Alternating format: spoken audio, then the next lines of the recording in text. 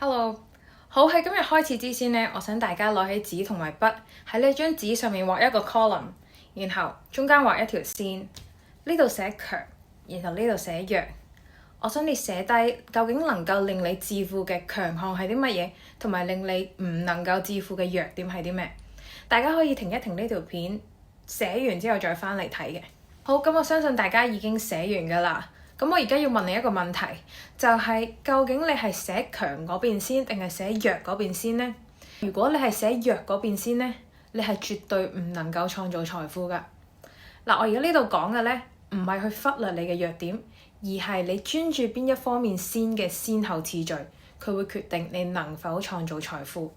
唔知你哋有冇發現身邊嘅一啲成功人士，佢哋都會散發一種好從容嘅自信同埋淡定，就算佢哋好怯或者佢哋面對一啲唔肯定嘅情況呢，佢哋仍然係神態自若嘅。就好似澳門賭王個仔何猷君咁樣，縱使佢會面對記者一啲尖鋭嘅提問，或者係網上面嘅宣文去諷刺佢，話佢只係靠副音，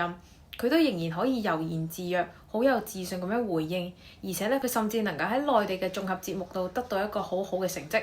大家都認識力克胡哲啦，雖然佢係冇咗雙手雙腳，但係咧佢嘅自信咧冇因為咁而被淪陷啊！相反地，佢憑住自己嘅口才同埋感染力，能夠喺全世界唔同嘅地方進行演講，感動咗無數嘅人。呢啲人咧，佢哋都唔係着重喺自己嘅弱項，而係自己嘅強項。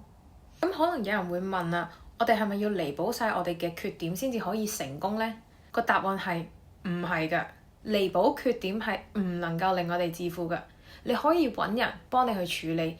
但係如果你要花費大量嘅時間去彌補你嗰個缺點，除咗咧只係得到一個好微小嘅改變，可能係好微不足道之外咧，其實可能你個缺點最後都係改變唔到。我舉個例子就係有一啲身心靈嘅導師，佢哋原本嘅強項係可能搞一啲冥想工作坊，或者係做一啲1對1嘅輔導，但可能有人同佢講就係話你創業唔可以唔識會計，你都唔可以唔識計數。於是呢啲導師開始停手停腳，佢哋去鑽研究竟點樣可以將盤數計得好啲，或者係令到自己唔好出錯。個結果係咩啊？佢哋會流失佢哋嘅客戶啦，亦都會流失一啲忠實嘅粉絲，因為佢哋冇再放時間喺佢哋嘅強項度，而係只係專注喺修補佢哋嘅弱項。所以你要成功嘅話咧，記得你一定要深耕同埋發揮你嘅長處、你嘅強項。你要做到呢一樣嘢咧，你就要揾一位專業嘅教練去幫你。教練可以幫你縮短你踩坑嘅時間，令到你可以極致咁樣發揮你嘅長處。所以大家記住啦，優點我哋可以揾人去代為處理，或者去揾方法解決。但係長處嘅話，我哋就要揾一位教練幫我哋將長處發揮到極致，令到我哋無所遁形，從而可以創造更大嘅財富。